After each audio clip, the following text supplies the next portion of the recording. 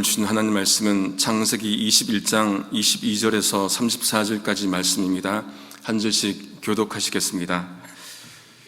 때에 아비멜렉과 그 군대 장관 비골이 아브라함에게 말라에 가로되 내가 무슨 일을 하든지 하나님이 너와 함께 계시도다. 그런즉 너는 나와 내 아들과 내 손자에게 거짓되이 행치 않기를 이제 여기서 하나님을 가리켜 내게 맹세하라. 내가 내게 후대한 대로 너도 나와 너의 머무는 이 땅에 행할 것이니라. 아브라함이 가로되 내가 맹세하리라 하고 아비멜렉의 종들이 아브라함의 우물을 늑탈한 일에 대하여 아브라함이 아비멜렉을 책망하며 아비멜렉이 가로되 누가 그리하였는지 내가 알지 못하노라. 너도 내게 고하지 아니하였고 나도 듣지 못하였더니 오늘이야 들었노라. 아브라함이 양과 소를 취하여 아비멜렉에게 주고 두 사람이 서로 언약을 세우니라. 아브라함이 7 암양 새끼를 따로 놓으니 아비멜렉이 아브라함에게 이르되 이 7 암양 새끼를 따로 놓음은 어찌미뇨.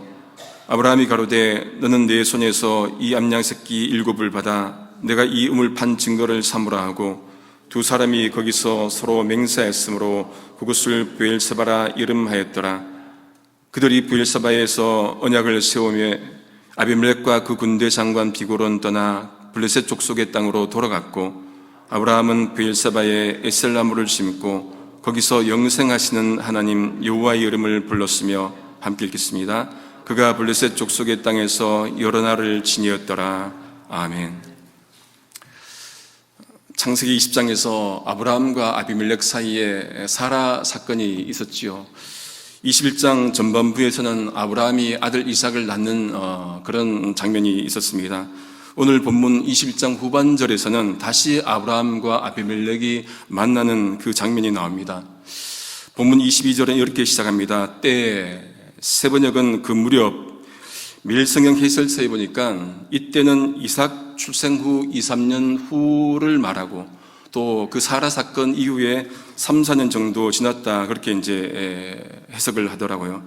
그 무렵에 아비멜렉과 군대 장관 비골이 아브라함에게 이렇게 말을 합니다. 내가 무슨 일을 하든지 하나님이 너와 함께 계시도다.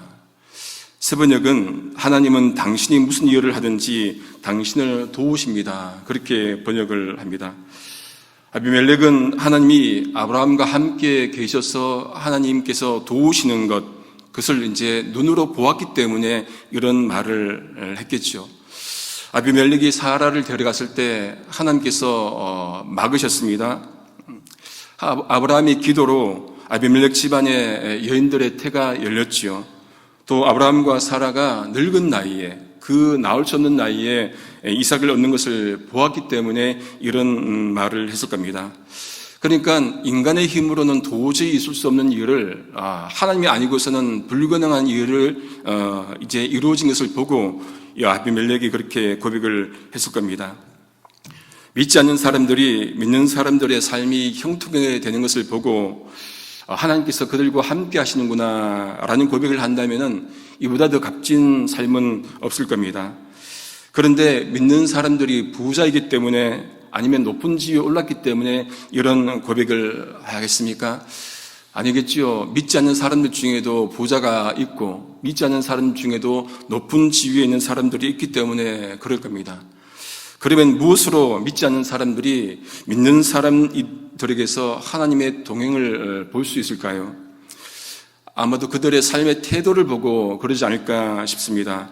믿지 않는 사람들은 자신들의 가치관으로는 도저히 납득이 안 되고 손해일 것 같은데, 그런데 믿는 사람들은 그것을 감당하고 또 기쁨으로 하는 것을 볼 때 그런 고백을 하지 않겠습니까? 고통 가운데 도저히 헤어날 수 없는데 그 과정들을 그들은 신앙의 힘으로 헤쳐나오고 그런 것들을 보면서 하나님께서 살아계시지 않을까 이런 것을 믿지 않는 사람들은 또한 또 생각을 해볼 겁니다. 그러니 우리와 함께 계시고 우리를 도우시는 하나님을 보고 믿지 않는 사람들이 우리 삶을 보고 하나님을 또 찾는다면 정말로 가장 멋진 삶이라 생각이 되어집니다. 아비멜렉이 이어서 말합니다. 23절 세번역입니다. 이제 여기 하나님 앞에서 당신이 나와 나의 아이들과 나의 자손을 속이지 않겠다고 맹세하십시오. 당신이 나그네 살이를 하는 우리 땅에서 내가 당신에게 한 것처럼 당신도 나와 이 땅 사람들에게 친절을 베풀어 주시기 바랍니다. 아비멜렉의 제안은 어떤 의미에서 무엇이든지 남에게 대접받고자 하는 대로 너희도 남을 대접하라는 그 예수님의 황금률을 떠올립니다. 그것을 아브라함에게 요구하는 것 같습니다. 다시 말해서 내가 당신에게 친절을 베풀었으니 당신도 나에게 친절을 베풀어 주십시오. 그런 요구이지요. 아브라함이 예스 하지 않습니까? 그렇게 하겠다. 여러분이 이렇게 할 때 아비멜렉이 아브라함에게 어떤 조건으로 맹세하라고 합니까? 하나님의 이름으로, 당신이 믿는 하나님의 이름으로 그렇게 맹세하십시오. 이 말은 무슨 말이겠습니까?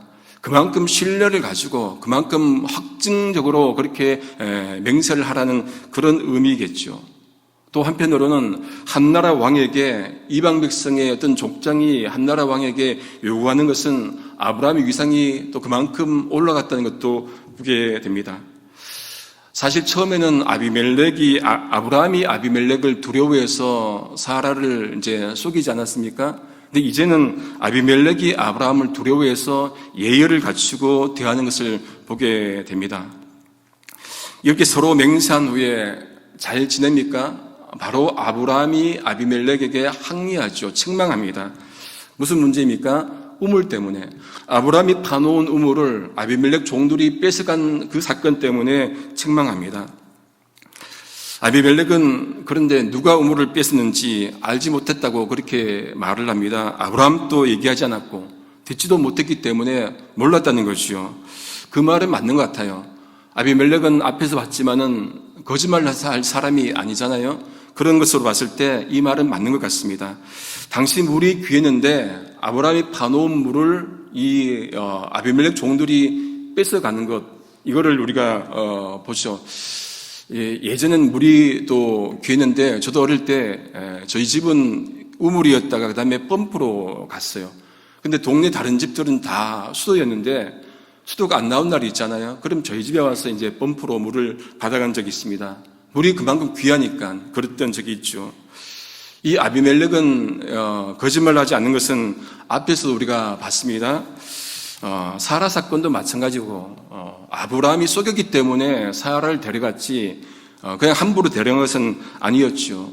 이런 것 보면은 아비멜렉은 뭔가 좀 억울한 것들이 많았던 것 같습니다. 이제 문제 해결을 위해서 누가 났습니까? 아비멜렉이 났습니까? 아브라함이 났습니다. 아브라함이 우물 문제를 해결하기 위해서 양과 소를 가져다가 아비멜렉에게 주지요. 두 사람이 언약을 맺습니다. 이전에는 아비멜렉이 사라를 데려갔다가 돌려주면서 보상하지요. 양, 소, 종들, 은 1000개를 주지 않았습니까? 이제 그러고 보니까 서로 주고받는 관계가 된 것입니다. 그런데 약간 이상해요. 여러분, 보상은 누가 누구에게 합니까? 피해자가 가해자에게 합니까? 가해자가 피해자에게 하죠. 그런데 두 사건에서 바뀐 것 같습니다. 사라 사건에서는 누가 피해자입니까? 아비멜렉이 피해자죠. 그러면은 아브라함이 보상해야 되는데 아비멜렉이 양, 소, 종들, 은 1000개를 주지 않았습니까? 그런데 이번에 우물 사건에서는 누가 피해자입니까? 아브라함이 피해자예요. 그런데 아브라함이 되레 보상을 하잖아요. 그 양과 소를 이렇게 줍니다. 약간 특이한 문화였던 것 같습니다. 이제 아브라함이 따로 또 7 암양 새끼를 또 놓습니다. 아비멜렉이 궁금해서 이유를 묻습니다. 아브라함이 대답합니다. 30절 세 번역입니다. 내가 이 우물을 파놓은 증거로 이 새끼 암양 7마리를 드리려고 합니다. 다시 말해서 7 암양 새끼는 무엇을 상징합니까? 이 우물은 내 거야. 이 우물은 아브라함의 것이라는 그 소유권을 그렇게 표시하는 것. 나중에 딴 말 하지 마. 그 말이겠죠. 아브라함과 아비멜렉이 더불어 살아가는데 여러분 서로 어떻게 지냅니까? 예의를 갖추고 합리적으로 대하는 것을 보게 됩니다. 우리가 속한 공동체가 어디든지 예의 있게 함부로 대하지 않고 서로 예의를 지키고 살 수 있기를 소망합니다. 아브라함과 아비멜렉이 서로 맹세하며 그것을 어떻게 부릅니까? 부엘세바. 부엘은 우물이라는 뜻이고 세바는 7. 7, 숫자 7을 말합니다. 그래서 부엘세바면은 7의 우물, 7우물, 또 맹세기 때문에 맹세의 우물, 그렇게 그것을 부릅니다. 상징물은 여러분 의미를 지니죠. 우리가 어떤 여행을 하다 보면은 어떤 유적지 아니면 어떤 탑들 아니면 건축물을 볼 때 의미가 있지 않습니까? 여기 플로터만 하더라도 저기 공원에 가면은 코리안 워 메모리얼 한국 전쟁 기념비가 있잖아요. 그것 보면서 1950년대 전쟁이 있었던 것들을 보게 되고 참전 용사도 이름을 또 우리가 보게 되는 것이죠. 나중에 성지순례 가면은 부엘세바 가면은 무엇이 떠오르겠습니까? 이 장면이 떠오르지 않겠습니까? 아브라함과 아비멜렉이 우물을 가지고 나누었던 그 장면도 떠오를 것입니다. 이제 부엘세바에서 그렇게 언약을 세우고 난 후에 아비멜렉과 비골은 이제 블레셋 땅으로 이제 가게 됩니다. 아브라함은 무엇을 합니까? 그곳에 에셀나무를 심고 영원한 하나님 여호와의 이름을 부르게 되지요. 해설서에 보니까 에셀나무는 건조한 땅에도 잘 자라는 그런 나무라고 합니다. 그런 나무를 심고 영원하신 하나님의 이름을 불렀다는 것은 무엇을 의미합니까? 전 과정을 보니까 아브라함의 삶의 전 과정을 보니까 하나님께서 함께 하셨구나를 고백하는 것이 이 고백이겠죠. 나와 함께 하신 하나님, 그 하나님의 이름을 불렀다는 것입니다. 창세기 12장에 보면은 아브라함이 이제 하란을 떠나고 가나안에 와서 베델 동쪽 산에 장막을 칩니다. 서쪽으로는 베델이고 동쪽은 아이입니다. 그곳에 제단을 쌓죠. 그리고 무엇을 합니까? 여호와의 이름을 부르지 않습니까? 여러분 이런 것들 보면 참 저는 좋습니다. 어디든지 그곳에서 하나님의 이름을 부르는 것, 의미를 부여하기 때문에 여호와의 이름을 찾고 부르고 거기에 감사하고 이런 것들이 성도의 삶이 아니겠습니까? 일상 가운데 우리가 하나님의 이름을 부를 수 있기를 소망합니다. 누군가의 이름을 여러분 알고 부른다는 것 정말로 의미 있는 것, 특별한 의미가 있죠. 종종 제가 제 손자 박다니엘 씨 얘기를 좀 하는데 또 오늘 또 한 번 더 하겠습니다. 죄송하지만은 이 박다니엘 씨가 지금까지 전 우주를 통틀어서 아는 이름은, 부를 수 있고 아는 이름은 두 존재입니다. 하나님과 제 이름이에요. 제가 그만큼 위대한 박다니엘 씨에게 기도해보라니까 하나님 블라블라블라 이렇게 하더라고요. 하나님 이름 아는 거죠. 또 하루는 저한테 이 사탕 하나를 주면서 판돈 씨 먹어 이러더라고요. 무슨 말인지 몰랐는데 그 사모님이 제 이름을 부른다고 그렇게 하더라고요. 또 하루는 제가 숨바꼭질을 하면서 있는데 얘가 제가 없으니까 불안했는지 판돈 씨 박동식이에요. 이게 발음이. 그래서 여러분 다니엘이 자기 아빠 이름을 알겠습니까? 몰라요. 아빠로 알지. 엄마 이름을 알겠습니까? 몰라요. 엄마로 알지. 근데 제 이름은 압니다. 왜 알겠습니까? 엄마한테 물어봤을 거예요. 엄마 저 사람은 맨날 내하고 노는데 누구지? 답변을 해줬겠죠. 박동식 목사라고 얘기를 해줬겠죠. 또 제 라이벌 사모님이 계십니다. 다니엘 두고 경쟁하는 사모님, 이집 목사님 사모님. 항상 다니엘과 저하고 같이 있으면은 이렇게 세뇌를 시켜요. 다니엘, 박동식 목사님 얼마나 좋아? 조금 막 세뇌를 시켜요. 나는 얼마나 좋아? 많이. 그래 자꾸 박동식 얘기하다 보니까 얘가 기억을 해버린 거예요. 농담인데 하나님은 나쁜 것을 선한 것으로 바꾸시는 하나님, 능력의 하나님. 조금데 웃으셔야 되는데 그런 하나님을 보게 됩니다.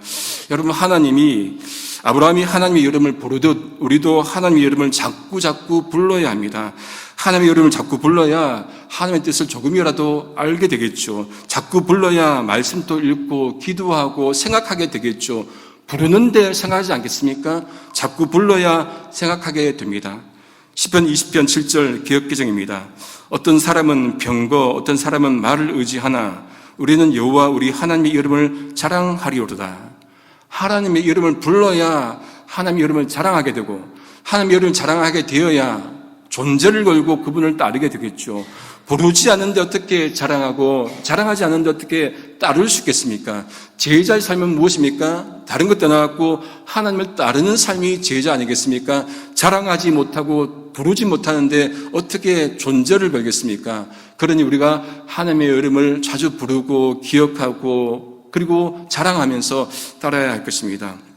영원하신 하나님은 우리와 함께 하시는 하나님이십니다. 우리를 도우시는 하나님이십니다. 그 고백은 관념의 고백이 아니에요.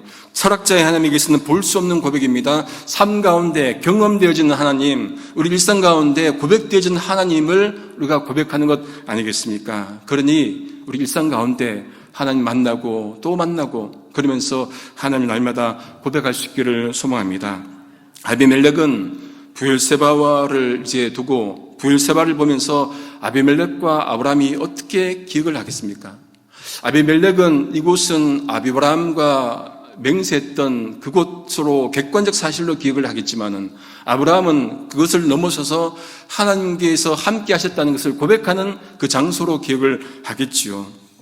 우리가 세상 사람들과 함께 일을 하지만은 객관적 사실은 뭡니까? 세상 사람들은 일했던 곳으로 기억하겠지만은 우리도 그 객관적 사실을 넘어서서 하나님께서 함께 하신 곳으로 기억을 해야 합니다. 그래야 그곳이 거룩한 곳이 되지 않겠습니까? 그런 마음 가지고 우리가 선 곳이 어디든 그곳에서 에셀 나무를 심고 나만의 에셀 나무를 심고 하나님의 이름을 부르면서 살 수 있기를 소망합니다. 이제 아브라함은 블레셋 사람의 땅에서 여러 날을 이제 지내게 됩니다. 말씀을 정리합니다. 낚시 영상을 보다 보니까 낚시꾼들이 가끔 바닥이다 라는 말을 하더라고요. 처음에는 무슨 말인지 몰랐는데 낚시 바늘이 바닥을 이제 건 거예요. 그런 의미로 그렇게 표현을 하더라고요. 낚시는 고기를 잡아야 되는데 바닥을 잡으면 아무런 소용이 없죠. 여러분 바닥을 잡은 들 무슨 소용이 있겠습니까? 우리 인생의 본질도 우리 인생도 본질을 추구해야 되지 허상을 추구해서는 안 되겠죠. 목적을 추구하고 살아가야 합니다. 여러분 우리 인생의 목적 본질은 무엇입니까? 하나님께 영광 돌리는 삶을 사는 것입니다. 여러분 그것이 우리의 본질인데 영광 돌리지 못하면은 반대로 영광인 삶을 사게 됩니다. 영광을 돌리느냐 영광인 삶을 사느냐 일상 가운데 삶 가운데 함께 하시고 도우시고 인도하시는 그 하나님을 고백하면서 영원하신 하나님 그 하나님을 우리 삶 가운데 고백하며 우리 삶 가운데 에셀나무를 심는 우리 모두 될 수 있기를 성부 성자 성령이신 삼일체 하나님의 이름으로 소망합니다. 기도하시겠습니다. 아브라함과 함께 하셔서 그를 도우신 것을 아비멜렉 왕으로도 알게 하신 하나님, 우리 삶과도 함께 하셔서 우리를 보고 세상 사람들이 하나님이 함께 하신다는 것을 고백할 수 있도록 은혜 더하여 주옵소서. 그러기 위해 세상 사람들과 더불어 살아갈 때 예의 있게 하시고 겸손하게 대하여 살아가도록 저희 일상과 함께하여 주옵소서. 그래서 날마다 하나님의 이름을 부르며 내가 선 곳 거룩한 땅에서 나만의 에셀나무를 심고 영원하신 하나님을 예배하며 살아가는 저희가 되도록 인도해 주옵소서. 예수님의 이름으로 기도드립니다. 아멘.